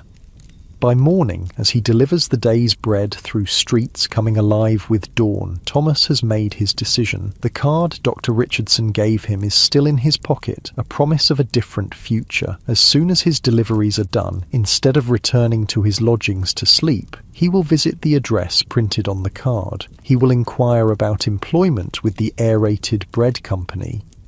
The thought brings both excitement and anxiety. Change is never easy, especially for someone like Thomas, whose life has followed a predictable pattern for years. But the alternative, continuing as he is until his health fails completely, is no longer acceptable. As the sun rises fully over Birmingham, casting long shadows from the factory chimneys and warming the cobblestones beneath his feet, Thomas feels a cautious hope take root within him. Perhaps there is a place for him in this new industrial age after all, not clinging desperately to dying traditions, but embracing the changes that might paradoxically allow him a longer, healthier life than his predecessors in the trade. The bread cart seems lighter as he pushes it through the final deliveries, his step more purposeful. For the first time in years, Thomas Barrow is looking forward to the day ahead rather than merely enduring it until he can collapse into exhausted sleep. The aerated future beckons, bright with possibility, and the promise of bread untainted by chalk, alum, or the sweat of men working themselves to death in the dark. The aerated bread company's new Birmingham location is still under construction when Thomas arrives, but already it looks nothing like the bakeries he's familiar with. The building is spacious and well lit, with large windows that will allow passers-by to see the bread-making process. A deliberate contrast to the hidden, often underground bakeries of the traditional trade. Men in work clothes move about, installing gleaming machinery that Thomas can't even identify. He stands uncertainly at the entrance, card in hand, suddenly aware of how out of place he must look. His clothes, though the cleanest he owns, are worn and flour-dusted. His face is pale from years of night work, with dark circles under his eyes that never fully fade. His hands are rough and calloused, the nails permanently rimmed with flour that no amount of scrubbing can remove. A smartly dressed man notices him hovering and approaches. "Can I help you?" Thomas holds out Dr. Richardson's card.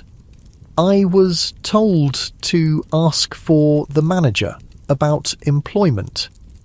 The man examines the card, eyebrows rising slightly at the name. "Dr. Richardson sent you, did he? Interesting. Come this way, please." He leads Thomas through the half-finished space, past workmen installing counters and shelving, to a small office at the back. Inside, A middle-aged man with a neatly trimmed beard sits at a desk covered with papers and blueprints. "Mr. Carmichael, this gentleman has a card from Dr. Richardson about employment." Carmichael looks up, assessing Thomas with a quick, practiced glance. "Thank you, Phillips." He gestures to the chair opposite his desk. "Please, sit down. Mr. Barrow, sir. Thomas Barrow. And you're a baker, I presume?" Carmichael asks as Thomas takes the offered seat. "Yes, sir. Currently at Middleton's on Camden Street. Been there 3 years now." "Ah, Middleton's." Carmichael's tone suggests he's familiar with the establishment. "Traditional methods, I understand." "Very traditional, sir." "And what brings you to us, Mr. Barrow? Why leave the familiar for something so different?" Thomas considers his answer carefully. He could mention the adulterants, the terrible conditions, the toll on his health, all valid reasons to seek new employment. But something tells him Carmichael is looking for more than just a man running away from hardship. "I believe the future lies with methods like yours, sir," he says finally. "I've worked the old way long enough to know its costs, to the bakers and to the customers. When I heard about the aerated bread company, about bread made without adulterants, in clean conditions, without night work, it seemed like something worth being part of." Carmichael studies him thoughtfully. "An honest answer, but I must ask, what skills do you bring to us? Our methods are quite different from what you're accustomed to. We use machinery, scientific principles. Our bakers need to understand the process, not just follow traditional practices." Thomas feels his hopes begin to sink. Of course they want educated men, not labourers like himself who learned their trade through apprenticeship rather than schooling. "I'm a quick learner, sir," he says, trying to keep the desperation from his voice. "I may not have formal education, but I understand bread. I know when dough is right, when it needs more water or more flour. I know how heat affects fermentation, how different flours behave differently. That knowledge still applies, doesn't it, even with your new methods?" A small smile appears beneath Carmichael's beard. "Indeed it does, Mr. Barrow. Indeed it does. Technical knowledge can be taught, but the instinct for bread, that comes only with experience." He leans forward, resting his forearms on the desk. "Let me be frank. We need men who understand baking, yes, but we also need men who believe in what we're doing. This isn't just a new method, it's a new philosophy of food production. Clean, pure, honest bread made in conditions that don't kill the bakers. If you truly believe in that, you'll learn what you need to know." "I do believe in it, sir," Thomas says, and realises as he speaks that it's true. His meeting with Dr. Richardson, his visit to the ABC tea room, the contrast with the grim reality of Middleton's, all have convinced him that this new approach is not just better, but necessary. Carmichael nods, seemingly satisfied. "Very well. We open in 3 weeks. I can offer you a position as a junior baker to start. The wage is 18 shillings a week." Thomas blinks in surprise. That's less than he makes at Middleton's, where he earns 20 shillings as a senior journeyman. The reduction would mean less money to send home to his mother and sisters. Carmichael reads his expression. "The hours are 8 in the morning until 6 in the evening, with Sundays off," he adds. "No night work, and there's opportunity for advancement as you learn our methods." Thomas weighs the offer carefully. Less money, but regular daylight hours, a chance to learn skills that represent the future of his trade rather than its past, and perhaps most importantly, escape from the coal dust and adulterants that are slowly killing him. "When would I start?" he asks. 2 weeks from Monday. That will give you time to give notice at Middleton's and for us to complete the installation of our equipment. The first week will be training, learning our methods, understanding the machinery." Carmichael extends his hand across the desk. "Do we have an agreement, Mr. Barrow?" Thomas hesitates only briefly before taking the offered hand. "We do, sir. Thank you for the opportunity." As he leaves the building, stepping back into the bright afternoon sunshine, Thomas feels a curious mixture of emotions: relief at the prospect of escaping the deadly conditions of Middleton's, anxiety about learning new methods at his age, 28, not old by normal standards but already wearing down from the baker's life, guilt at the thought of leaving the bakery where he's worked for 3 years, and worry about the reduction in wages, which will mean tightening an already tight belt. But beneath all these conflicting feelings is a sense of possibility that he hasn't experienced in years, a future that might extend beyond the 42 years that is the average life expectancy for a baker, a chance to make bread he can be proud of, bread that nourishes rather than harms. The walk back to his lodgings takes him past a park where children are playing, their shouts and laughter carrying on the summer air. Thomas pauses, watching them. In 2 weeks, he'll be working normal hours like most people. He'll have evenings free, Sundays off. He'll be part of the daylight world again, not a nocturnal creature passing like a ghost through other people's normal lives. The thought brings an unexpected lump to his throat. It's been so long since he's lived that way that he barely remembers what it feels like to have a normal rhythm to his days, to sleep when it's dark and work when it's light. Back in his room, Thomas sits down to write to his mother. She should know about this change in his circumstances, both the good news of better conditions and healthier work, and the more difficult news of reduced wages, at least initially.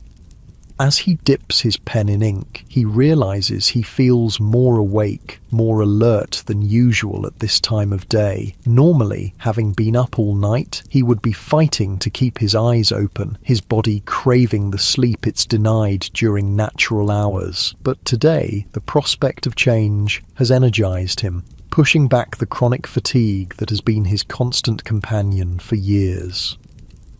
"Dear Mother," he begins, and then pauses, considering how to explain his decision. His mother has never seen the inside of a bakehouse, has no real understanding of the conditions he works in. How can he make her understand why he would accept less money for what might seem, on the surface, to be the same job? In the end, he keeps his explanation simple. "I am writing to share news of a change in my circumstances. I have accepted a position with a new bakery, the aerated bread company, which uses modern methods. The hours are better, normal daylight hours, and the conditions much healthier. The pay is slightly less to start, but there is opportunity for advancement as I learn their methods. I believe this change will allow me to work for many more years than would be possible in my current position, and eventually to earn more than I do now. Please assure Mary and Anne that I will continue to send what I can each month, though it may be slightly less for a time. This sacrifice now will, I believe, lead to better circumstances for all of us in the future. Your loving son, Thomas." He seals the letter, ready to post it in the morning before heading to Middleton's for what will now be one of his final night shifts. The thought brings both relief and a strange melancholy. For all its hardships, the night bakery has been his world for years. He knows its rhythms, its smells, its particular pains and small satisfactions. To leave it is to leave a part of himself behind.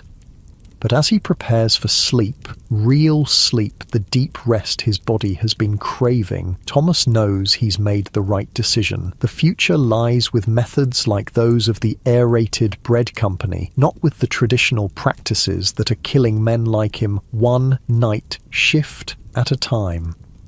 The next evening, Thomas arrives at Middleton's to find John and Jimmy already there, preparing for the night's baking. Simmons appears from the small office at the back, where he keeps the accounts and records of orders. "You're late, Barrow," he says, though as usual, Thomas is precisely on time. "Sorry, sir," Thomas replies automatically, hanging his coat on the hook by the door. The familiar smell of the bakehouse, flour, yeast, coal smoke, and the sweat of men who've worked too long in too much heat envelops him like an unwelcome embrace. He works silently for a time, helping John heave the heavy sacks of flour into the trough, adding water, beginning the exhausting process of kneading. His muscles protest as always, but knowing that his time here is limited makes the pain more bearable somehow. When Simmons steps out to check an order, John speaks in a low voice. "Heard you went to see about that new place, the aerated bread company." Thomas glances up, surprised. News travels fast in the close-knit world of bakery workers. "How did you know?" John shrugs, continuing to knead. "Baker at the Crown and Anchor saw you go in. Word gets around." Thomas isn't sure how to respond. He hasn't yet given his notice to Middleton or Simmons, and it feels disloyal to discuss his plans with another employee first. "They offered me a position," he admits finally. "I start in 2 weeks." John nods slowly. "Thought you might. Heard they're hiring. Decent conditions, they say. Regular hours?" "Yes, no more night work." "Less pay, though," John comments. "That's what I heard." "To start," Thomas agrees, "but there's room to advance, and—" he hesitates, then decides to be honest. "And I might live long enough to see 40 if I'm not breathing coal dust every night." John gives a short, humourless laugh. There is that. He pauses in his kneading, wiping sweat from his brow with his forearm. "I've been thinking about it too. Applied yesterday." This surprises Thomas. John has always seemed more accepting of the baker's lot than he is, less troubled by the conditions or the adulterants. "You did? Got a wife and 3 little ones," John says simply. "Want to see them grow up. Won't do that if I stay here much longer." He coughs, a deep, rattling sound that comes from lungs already damaged by years in the bakehouse. "Besides, I'm tired of putting chalk in people's bread. Doesn't sit right." They fall silent as Simmons returns, but Thomas feels a new kinship with John. They're both seeking escape from conditions that have remained essentially unchanged for centuries, while the world around them transforms through industrial innovation. Later, as they shape the dough into loaves, Jimmy approaches Thomas. The boy has filled out somewhat in the months he's worked at Middleton's, but he's still thin, with the hollow-cheeked look of someone who never quite gets enough to eat. "Is it true, Mr. Barrow?" he asks quietly. "You're going to that new place?" "Yes," Thomas admits. "In 2 weeks." Jimmy's expression falls. "Oh, what is it, lad?" The boy shrugs, turning away. "Nothing, just you've been kind to me is all. Showed me things. The others don't bother." Thomas feels a pang of guilt. He hasn't given much thought to what his departure might mean for Jimmy. The boy has no family, no one looking out for him except, in a limited way, Thomas himself. "Have you thought about coming too?" he asks impulsively. "To the aerated bread company? They'll need young lads as well as experienced bakers." Hope flashes across Jimmy's face. "Do you think they'd take me? I don't know anything about their methods." "Neither do I," Thomas points out. "We'd learn together, and you're young. It'll be easier for you to adapt than for old men like me and John." Jimmy's smile is the brightest thing in the grimy bakehouse. "I'll go tomorrow, on my half day. Ask them." "Tell them I sent you," Thomas says. "That might help." The night continues in its usual pattern of exhausting labour, punctuated by brief periods of rest while the dough proves. But there's a different feeling in the bakehouse tonight, a sense of impending change, of possibilities opening up. It's during one of these rest periods, as Thomas and John doze on their makeshift beds and Jimmy tends the fire, that Mr. Middleton arrives unexpectedly. His heavy tread on the stairs wakes Thomas from his light sleep. "Barrow," Middleton says without preamble. "A word."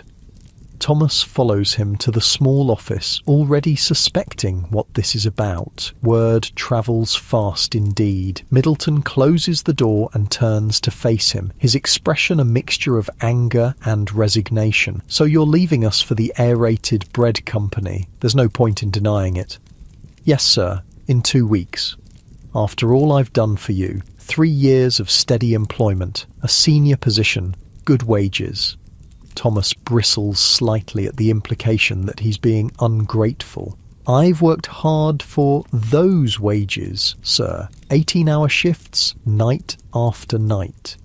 "That's the baker's life," Middleton says dismissively. "Has been for centuries. My father worked the same hours, his father before him. And how long did they live, sir?" The question hangs in the air between them. Middleton doesn't answer directly, but a flicker of something, pain, acknowledgement, crosses his face. "It's not just the hours," Thomas continues, emboldened by the certainty that he's already secured new employment. "It's the conditions, the coal dust, the heat, and now the adulterants." Middleton's face hardens. "You know why we use those. To stay competitive, to keep prices low enough for working people to afford. The aerated bread company can charge more for their so-called pure bread because they're selling to the middle classes, not to factory workers who count every penny. They're hiring workers, sir, men like me and John. That means they're planning to produce bread common people can afford. And put traditional bakeries like mine out of business in the process," Middleton says bitterly. "Progress, they call it. I call it destruction. Machines replacing men. Factories replacing craftsmen. Is that what you want, Barrow? To help destroy your own trade?" The question strikes at the heart of Thomas's own doubts and uncertainties. Is that what he's doing? Betraying centuries of tradition, the very skills he spent his life mastering? But then he thinks of the chalk and alum going into the bread, the coughing fits that wake him from sleep, bringing up dark phlegm, the bone-deep exhaustion that never quite goes away, the knowledge that few bakers see their 50th birthday. "I want to make good bread, sir," he says finally, "bread that nourishes people instead of making them sick, and I want to live long enough to see my sisters grown and settled. I don't think that makes me a traitor to my trade." Middleton stares at him for a long moment, then sighs heavily, the anger seeming to drain out of him. 2 weeks, you say?" "Yes, sir. Work them out properly and I'll give you a reference." "That's fair. Thank you, sir." When Thomas returns to the main bakehouse, John raises an eyebrow in question. Thomas gives a small nod. All is well, or as well as can be expected. The rest of the night passes in the usual blur of hard labour and heat, but as dawn approaches and they load the bread onto carts for delivery, Thomas finds himself noticing details he usually ignores in his exhausted state, the particular quality of early morning light filtering through the grimy windows, the smell of fresh bread momentarily overcoming the less pleasant odours of the bakehouse, the sound of the city awakening outside, ready to consume what he and his fellow bakers have produced through their night's labour. Soon he'll experience mornings differently, as the beginning of his workday rather than the end of it, as something to greet with energy rather than exhaustion. The thought is both strange and exhilarating. The next 2 weeks pass quickly. Thomas works his shifts at Middleton's, training a new journeyman who will take his place, a young man barely 20, already coughing from the coal dust after just a few years in the trade. Each night, as he kneads the heavy dough and breathes the contaminated air, Thomas's certainty grows that he's making the right decision. Jimmy comes back from his visit to the aerated bread company glowing with excitement. They've offered him a position as well, starting the same day as Thomas. He'll earn less initially than he does at Middleton's, but like Thomas, he sees the opportunity for a healthier future as worth the temporary sacrifice. John, however, returns from his inquiry with less positive news. They've filled all the positions for experienced bakers, he tells Thomas during one of their rest periods. Said they might have something in a few months when they open another location. Thomas can see the disappointment in his friend's face. "I'm sorry, John. John shrugs, affecting indifference. It's all right. I'll find something else. Maybe one of the other new bakeries opening up. They say there'll be more coming using these modern methods. I hope so, Thomas says sincerely. You deserve better than this. He gestures at the grimy bakehouse, the coal heap, the trough where they spend hour after hour breaking their bodies to produce bread that slowly poisons its consumers. On Thomas's final night at Middleton's, there's a subtle shift in the atmosphere. Simmons is less critical than usual, almost gentle in his instructions. John works alongside Thomas with a quiet solidarity, taking on slightly more of the heavy lifting to spare his departing colleague. Even Mr. Middleton makes an appearance, bringing a small bottle of ale for each of the men, a rare gesture of appreciation. To your health, Barrow, he says, raising his own bottle in a toast that carries more meaning than the simple words suggest. To health, indeed, the very thing Thomas is leaving to preserve. When dawn comes and the final batch of bread is loaded onto carts for delivery, Thomas feels an unexpected surge of emotion. For all its hardships, this place has been his world for 3 years. These men, Simmons with his gruff efficiency, John with his stoic endurance, young Jimmy with his quiet determination, have been his companions through countless nights of shared labour. We'll see you around, Barrow, John says, clapping him on the shoulder as Thomas prepares to leave for the last time. Bread world's a small one, even with all these changes coming. I hope so, Thomas replies, and means it. Take care of yourself, John. Jimmy hovers nearby, clearly wanting to say something but unsure how. Thomas saves him the trouble, drawing the boy into a brief, awkward embrace. I'll see you Monday morning, he reminds him. At the new place. Don't be late. Jimmy grins. I won't. It'll be strange working in daylight. For both of us, Thomas agrees. Simmons is the last to bid him farewell, extending a flour-dusted hand. You're a good baker, Barrow, he says simply, whatever methods you use. The compliment, rare from the taciturn foreman, means more to Thomas than he would have expected. Thank you, sir. I learned from the best. And then it's over. Thomas steps out of Middleton's bakery into the morning sunlight, a journeyman baker without a bakery for the first time in his adult life, but only until Monday, when he'll begin his new position at the aerated bread company, learning methods that represent the future of his trade.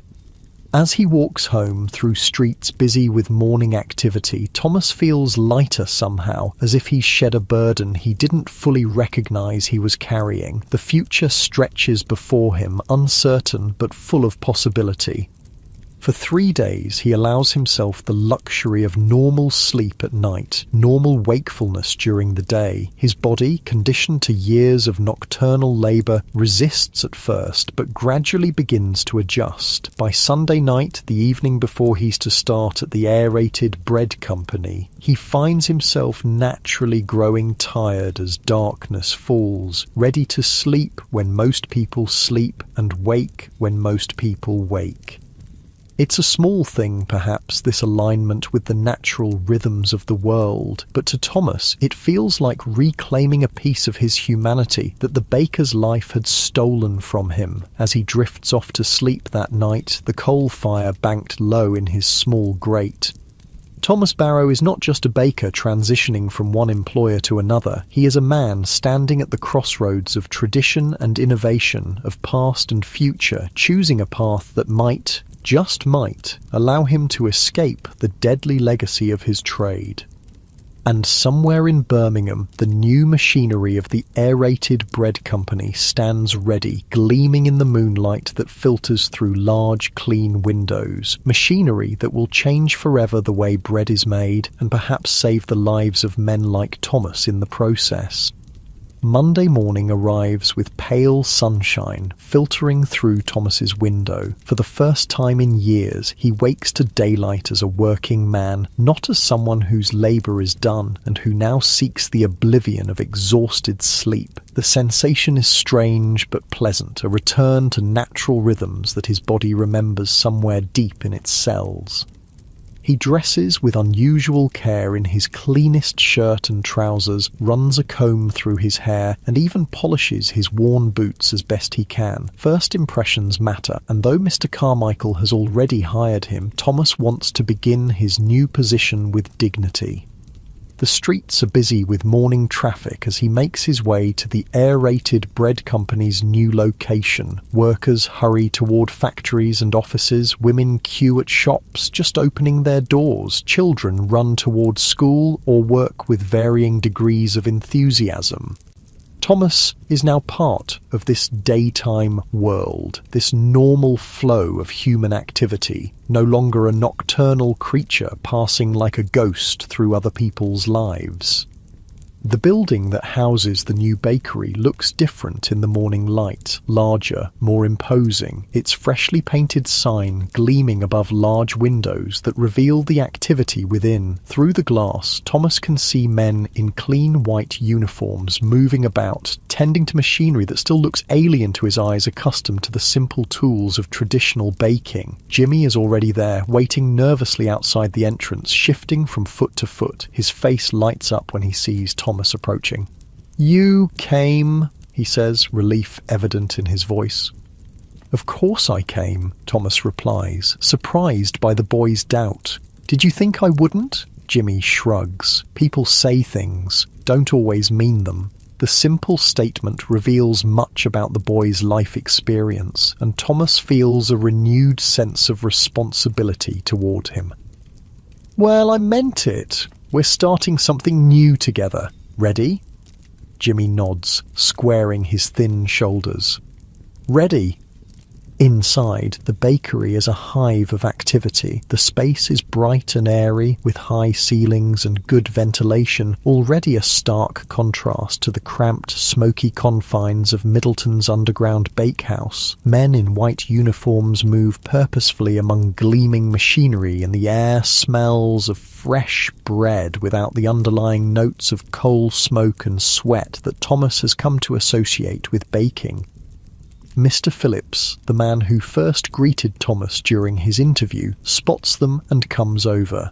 "Ah, Mr. Barrow, and this must be the young man you recommended." He gives Jimmy an appraising look. "James Sullivan, yes?" "Yes, sir," Jimmy says, standing straighter. "Well, you're both on time. That's a good start."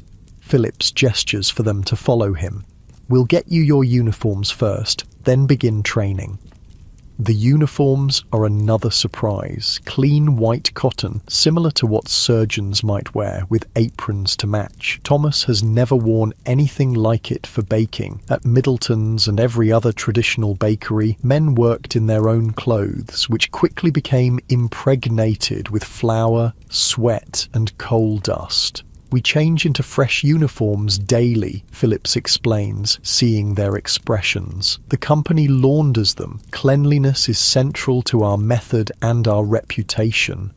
Once changed, Thomas and Jimmy join several other new employees, a mix of experienced bakers like Thomas and younger assistants like Jimmy, for their introduction to the aerated bread company's methods. Their instructor is a middle-aged man named Wilson who wears spectacles and speaks with the precision of someone with scientific training. "The Dorglish method," he begins, "represents a complete departure from traditional bread making. Instead of yeast, we use carbon dioxide gas dissolved in water under pressure. When mixed with flour, this creates a dough that rises without fermentation."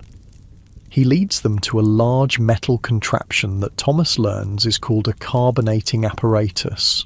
"Water is carbonated here," Wilson explains, "then mixed with flour in this sealed chamber." He points to another piece of machinery. "The mixture remains under pressure until it's divided and shaped, at which point the gas expands, causing the dough to rise almost instantly." It all sounds like something from a scientific journal rather than a bakery, and Thomas can see similar confusion on the faces of the other traditional bakers, but Wilson is patient, explaining each step of the process in detail, demonstrating how the various machines work, and answering questions with respectful attention. The advantages of our method are numerous, he continues. First, the entire process takes just 2 hours from start to finish compared to the 12 to 14 hours required for traditional fermentation. Second, the bread is untouched by human hands throughout most of the process, ensuring hygienic production. Third, there is no need for adulterants like alum to enhance the appearance or size of the loaf. Our bread is absolutely pure.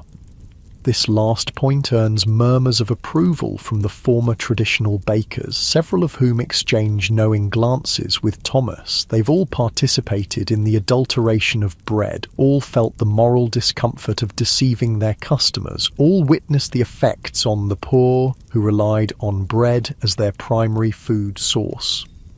And finally, Wilson concludes, our method allows for production during normal daylight hours in clean, well-ventilated conditions. No more night work, no more coal dust in your lungs, no more 18-hour shifts that break men's bodies and shorten their lives. He looks around the group, his expression serious. Gentlemen, what we're doing here isn't just making bread differently. We're transforming a trade that has remained essentially unchanged for centuries. It's a privilege to be part of this revolution, but it also requires an open mind and a willingness to learn new skills.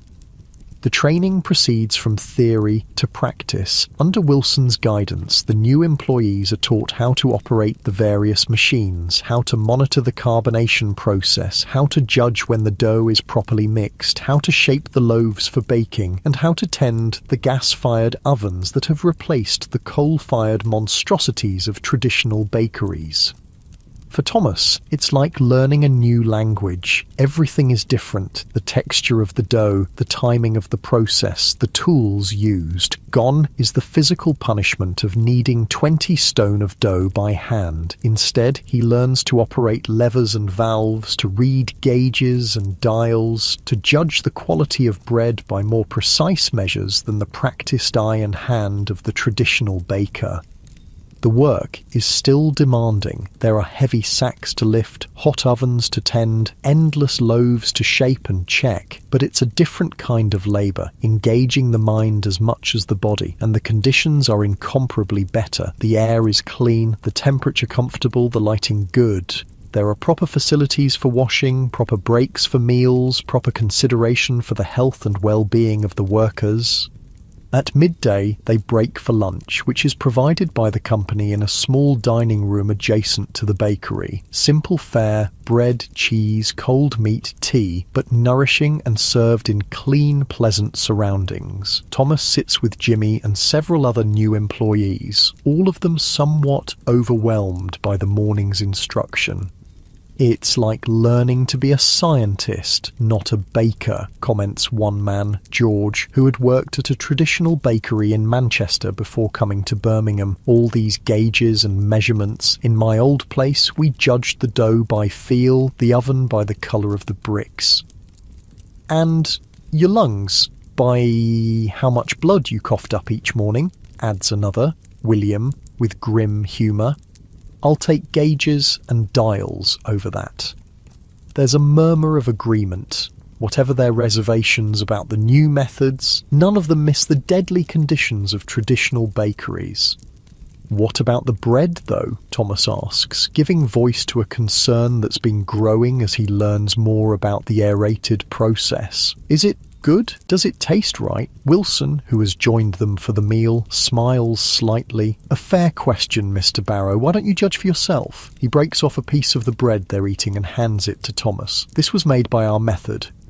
Thomas examines the slice carefully before tasting it. The texture is different from traditional bread, more uniform with smaller air pockets. The crust is thinner, less chewy. He takes a bite, considering the flavour carefully. It's mild and pleasant, perfectly acceptable bread. It lacks some of the complexity that comes from yeast fermentation, but it's also free from the slightly bitter aftertaste that adulterants like alum impart. And knowing that it contains nothing but flour, water, salt and carbon dioxide makes it taste all the better. It's good, he acknowledges. Different, but good. Wilson nods, unsurprised. The public thinks so too. Our sales increase every year. People appreciate bread they can trust, made in conditions they can see. He gestures toward the large windows that allow passers-by to observe the baking process. No more hidden bakeries with who knows what going into the dough. After lunch, the training continues, moving from the basics of the machinery to the specifics of different products. The aerated bread company produces not just standard loaves, but also rolls, buns, and various fancy breads for their tea rooms. Each has its own requirements and techniques. By the end of the day, Thomas's head is swimming with new information, but his body feels remarkably good. No aching back from hours of kneading, no burning lungs from coal dust, no bone-deep exhaustion from fighting his body's natural need for sleep, just the normal tiredness of a day's honest work. As they prepare to leave, changing out of their white uniforms into their street clothes, Jimmy approaches Thomas with an expression of wonder. "It's still daylight," he says, gesturing toward the windows where late afternoon sunshine streams in. "We're done working and it's still daylight." The simple observation captures what is perhaps the most profound change in their new circumstances. They will go home in the light, sleep in the darkness, and return to work with the dawn, living in harmony with the natural rhythms of the world rather than in opposition to them. "That it is, lad," Thomas agrees, a smile spreading across his face. "That it is." The weeks that follow are a period of intense learning and adaptation. Thomas's skills as a traditional baker serve him well in some respects. He understands the properties of flour, the behavior of dough, the importance of temperature and timing, but he must unlearn many habits and assumptions, must trust machines to do work his hands have always done, must accept scientific principles in place of traditional practices passed down through generations. There are frustrations and setbacks. Thomas makes mistakes, misjudges settings, produces batches that must be discarded, but Mr. Carmichael is patient, Wilson is supportive, and gradually Thomas begins to master the new methods. Jimmy adapts more quickly, his youth and lack of ingrained habits making him more receptive to the modern approach. He takes to the machinery with natural aptitude, soon becoming adept at adjusting settings and troubleshooting minor problems. His thin frame fills out as regular meals, and reduced physical strain allow his body to recover from years of deprivation. The aerated bread company opens its doors to the public with considerable fanfare. Advertisements in local newspapers proclaim the purity and hygienic production of their bread. The large windows facing the street draw curious onlookers who stop to watch the bread being made, a deliberate contrast to the hidden, often basement bakeries of traditional establishments. The tea room, located at the front of the building, quickly becomes popular, especially with women who appreciate a respectable place to rest and refresh themselves while shopping or travelling. Thomas occasionally glimpses these customers through the doorway that connects the bakery to the tea room, and is struck by how different they are from the working-class families who bought bread from his delivery cart at Middleton's. This observation leads to his first real concern about his new employer. For all its advantages, the clean conditions, the pure ingredients, the humane treatment of workers, the aerated bread company seems primarily focused on serving the middle classes, those who can afford to pay a premium for guaranteed purity and the luxury of tea room service. What of the factory workers, the labourers, the struggling families who had bought Middleton's bread because it was affordable, even if adulterated? Are they to be excluded from the benefits of progress? Thomas raises this question during a conversation with Wilson one afternoon as they monitor a batch of dough in the carbonating chamber. The company is expanding rapidly, Wilson assures him. As production increases and becomes more efficient, prices will decrease. It's the natural progression of industrial methods. What begins as a luxury for the few eventually becomes accessible to the many. Thomas isn't entirely convinced, but he acknowledges the logic. After all, many innovations, gaslighting, machine-made clothing, even tea itself, had once been luxuries for the wealthy and were now commonplace among all but the very poorest. Besides, Wilson adds, consider the broader impact. As companies like ours demonstrate the commercial viability of pure bread made in hygienic conditions, there will be increasing pressure on traditional bakeries to improve their practices. Already, there are calls for legislation to ban adulterants and regulate working conditions. This, Thomas realizes, is the true promise of the Industrial Revolution in baking, not just better conditions for a few bakers lucky enough to work at establishments like the Aerated Bread Company, but eventual improvement for all through a combination of technological innovation, market forces, and regulatory reform. One Sunday afternoon, about a month after starting his new position, Thomas takes the train to visit his mother and sisters in their small cottage on the outskirts of Birmingham. It's his first visit in nearly a year. The demands of night baking and his perpetual exhaustion had made such journeys all but impossible before. His mother hardly recognizes him at first. Gone is the hollow-eyed, flower-pale ghost who had visited last winter, snatching a few hours between shifts. In his place stands a man with colour in his cheeks, clarity in his eyes, and an energy she hasn't seen in him since he was a boy. "Thomas!" she exclaims, embracing him. "You look so well!" His sisters, Mary and Anne, crowd around him, exclaiming over the changes in his appearance. Mary, now working as a milliner's assistant, is a young woman of 20, while Anne, at 16, is still in school, a luxury made possible by Thomas's regular contributions to the family finances.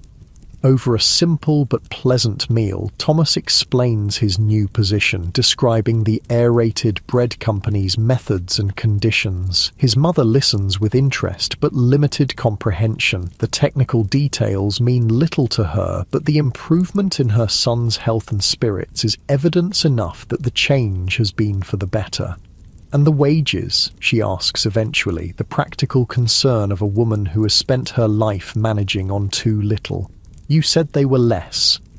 "To start," Thomas confirms, "but I've already been promoted to assistant foreman of the morning shift, another shilling a week, and prospects for further advancement as I master the methods." He smiles reassuringly. "We won't go hungry, Mother, and I'll be able to work many more years this way than I would have at Middleton's." "That's what matters," she says firmly, "that you're well. The rest will follow." After the meal, Thomas walks with his sisters in the small garden behind the cottage. Mary tells him about her work at the milliner's, where she's beginning to learn the more skilled aspects of hat making. Anne speaks excitedly about school, where she's shown a particular aptitude for arithmetic. "The teacher says I might become a clerk someday," she says, eyes bright with possibility. "In an office with a proper desk. Imagine that, Thomas." Thomas can imagine it, his little sister in a clean, respectable position, using her mind rather than wearing out her body in manual labour. It's the kind of future that had seemed impossible for children of their class not so long ago, but which now, in this rapidly changing world, begins to seem attainable. As the afternoon fades toward evening, Thomas prepares to return to the city. His train leaves at 6 and he needs to be in bed early to rise for his morning shift. Another luxury of his new life, the ability to plan, to maintain regular hours, to live without the constant disruption of switching between day and night. His mother walks with him to the small local station, her arm linked through his. "I worried about you," she confesses as they wait for the train. "When you wrote about those conditions, the coal dust, the long hours, I prayed every night that you'd find something better."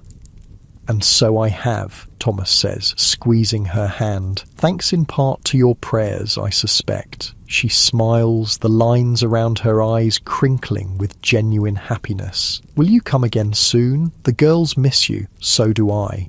"I will," Thomas promises. "Every month if I can. It's easier now with regular hours and Sundays free." The train arrives, steam billowing around the platform. Thomas embraces his mother once more, then boards, finding a seat by the window where he can wave to her as the train pulls away. He watches her diminishing figure until the track curves and she's lost from sight, then settles back for the short journey to Birmingham. As the countryside gives way to the industrial outskirts of the city, Thomas reflects on how much his life has changed in just a few short months. From the grimy underground bakehouse of Middleton's to the clean, well-lit facilities of the aerated bread company. From a deadly night work to healthy day shifts. From adulterating bread with chalk and alum to producing pure, wholesome loaves that he's proud to see customers consume.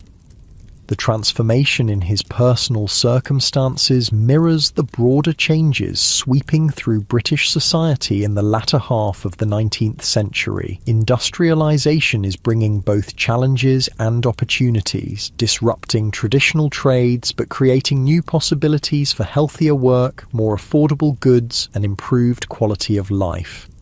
Of course, these benefits are not evenly distributed. For every baker like Thomas who finds employment in a modern facility like the aerated bread company, there are others still toiling in traditional bakeries, still breathing coal dust, still working through the night.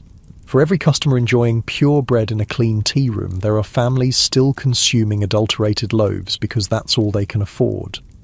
Progress is uneven, inconsistent, often unjust in its distribution of burdens and benefits, but it is progress nonetheless, a slow, halting movement toward better conditions, purer food, longer and healthier lives for working people.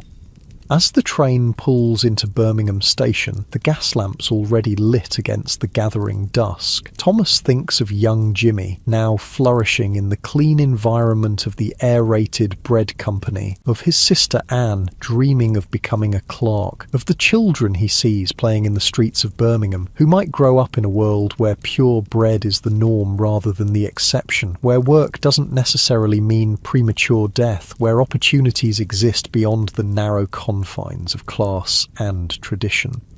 It's for them, ultimately, that the painful transitions of the industrial age are worthwhile for the generations to come, who will inherit a world transformed by steam and science, by machinery and medicine, by the gradual recognition that human health and dignity are not luxuries but essentials.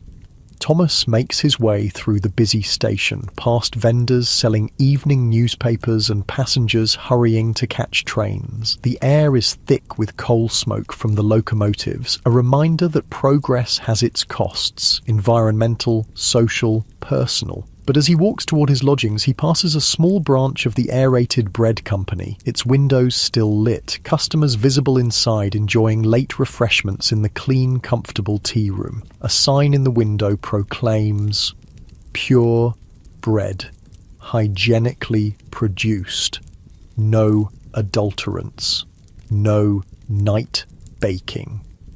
Thomas pauses, looking at the sign and the scene beyond it. In that moment, he feels a sense of pride in being part of this transformation, this slow but steady improvement in how bread, the staff of life, the most basic and essential of foods, is produced and consumed.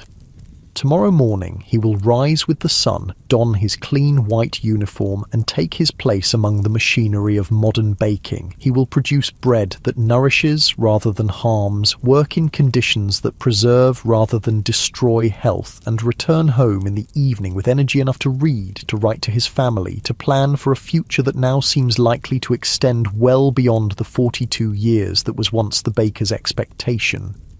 It's a good life, Thomas reflects as he continues toward home, different from what he had imagined for himself, requiring adaptation and learning and the setting aside of old ways, but a good life nonetheless, and one that points toward an even better future. for bakers, for consumers, for all those who will benefit from the gradual, imperfect, but ultimately transformative progress of the industrial age.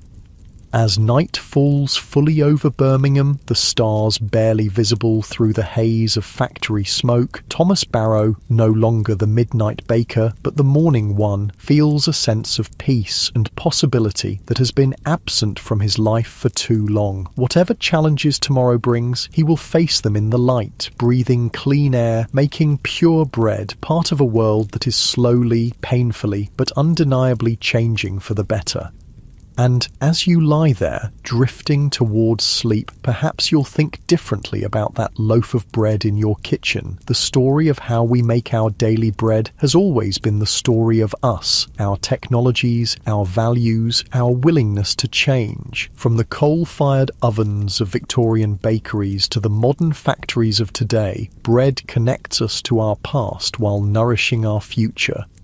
The struggles of Thomas Barrow and thousands like him, their labour, their suffering, their small victories, have made possible the world we inhabit now, where pure food is a right rather than a luxury, where work need not destroy health, where progress, however imperfect and uneven, continues to improve the lives of ordinary people in countless small but significant ways. That's something worth remembering as you close your eyes, as your breathing deepens, as you let go of the day's concerns and surrender to the healing embrace of sleep. The world is rarely transformed by grand gestures or heroic acts, but by the cumulative effect of individual choices. The decision of one baker to seek healthier work, of one company to produce purer bread, of one society to value human life over profit.